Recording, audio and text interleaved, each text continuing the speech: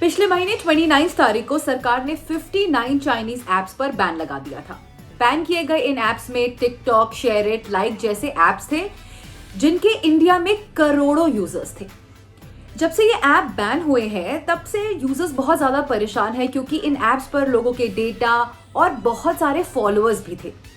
साथ ही एक और सवाल जो लोगों को बहुत ज्यादा परेशान कर रहा था वो ये कि ये ऐप्स अब हमेशा के लिए बैन हो जाएंगे या वापसी भी आ सकते हैं। जो लोग इन ऐप्स के वापस आने की उम्मीद लगाकर बैठे हैं उनके लिए एक छोटी सी उम्मीद की किरण जागी है, लेकिन उसके साथ कुछ स्ट्रिक्ट कंडीशंस भी हैं। तो क्या है वो स्ट्रिक्ट कंडीशंस जिसको फुलफिल करने के बाद शायद इन ऐप्स की वापसी पॉसिबल हो सकती है? तो आज इस टेकटॉक के वीडियो में मैं आपको यही बताऊंगी। As you know कि गवर्नमेंट के एक इंटरिम ऑर्डर के जरिए इन 59 चाइनीज ऐप्स पर बैन लगाया गया था।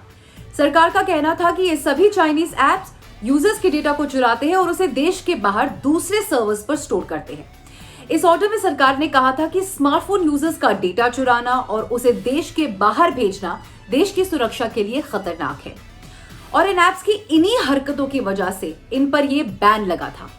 क्योंकि ये एक इंटरिम बना था इसलिए सरकार अब इन सभी चाइनीज ऐप्स को अपनी बात रखने का मौका दे रही है।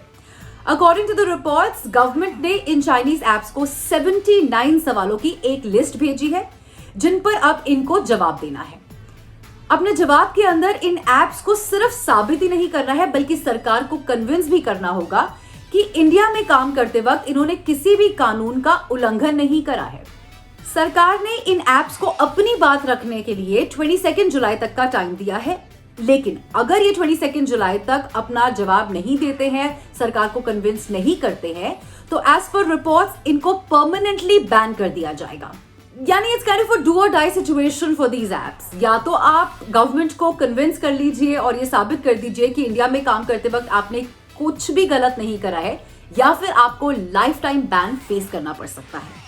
तो चलिए अब जानते हैं कि ये जो 79 सवालों की लिस्ट भेजी गई है उसमें प्रोमिनेंट क्वेश्चंस कौन कौन से हो सकते हैं। तो जैसे मैंने आपको पहले बताया कि इन ऐप्स को बैन इसलिए किया गया था क्योंकि सरकार को लगता है कि ये ऐप्स इंडियन यूजर्स का डेटा चुराते हैं, इसलिए जो सबसे प्रोमिनेंट क्वेश्चन होगा वो यूजर्स के डेटा से ही रिलेटेड होगा। इन ऐप्स को सरकार को बताना होगा कि यूजर्स का जो डेटा है उसके साथ वो क्या करते हैं और उसे कहां पर स्टोर करते हैं। इसके साथ ही ऐप्स के ओरिजिन और पेरेंट कंपनी के बारे में भी सवाल पूछे गए हैं।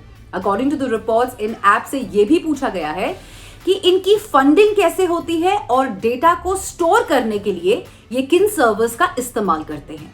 तो ये ऐप्स जो भी जवाब देंगे उनको एक स्पेशल कमेटी को भेजा जाएगा, जिसके बाद ही सरकार इन ऐप्स के ऊपर कोई फाइनल डिसीजन ले पाएगी। हालांकि ये सभी चाइनीज ऐप्स हमेशा से यही कहते आए हैं कि इनके ऊपर जो डेटा चुराने के इल्जाम लगते हैं वो बिल्कुल गलत है। But we know how these apps work and for whom they work. आखिर कोई चोर चोरी करके ये थोड़ी ना कहता है कि मैंने चोरी की है। वैसे पिछले साल जुलाई में भी टिकटॉक और कुछ और दूसरे ऐप्स को सरकार ने एक नोटिस भेजा था जिसमें करीब 24 सवाल थे। उस वक्त इन पर एंटी नेशनल एक्टिविटीज प्रमोट करने का आरोप लगा था, लेकिन इस बार सिचुएशन काफी सीरियस है और अगर ये ऐप सरकार को ये साबित नहीं कर पाते हैं कि उन्होंने कुछ भी इलीगल एक्टिविटी नहीं करी है, कोई भी इलीगल एक्टिविटी में शामिल नहीं थे, तो इनके ऊपर जो बैन लगा है उसको एक्सटेंशन मिलना बिल्कुल तय है। Alright guys, that's all for this video today. अगर आप भी इन चाइनीज ऐप्स की वापसी का इंतजार कर रहे हैं तो आपको करंट सिचुएशन के बारे में पता होना चाहिए। तो इन ऐप्स के जवाब और गवर्नमेंट के डिसीजन का हमें इंतजार रहेगा।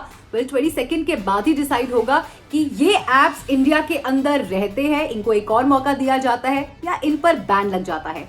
आप भी प्लीज कमेंट बॉक्स पर लिख के बताइएगा कि क्या आप चाहते हैं कि ये जो ऐप्स है वो इंडिया में बैन हो जाए या इनको एक मौका और मिले। अपने कमेंट्स कमेंट बॉक्स पर जरूर लिखकर बताइएगा एंड अगली वीडियो तक के लिए गुड बाय। एबीपी न्यूज आपको रखे आगे।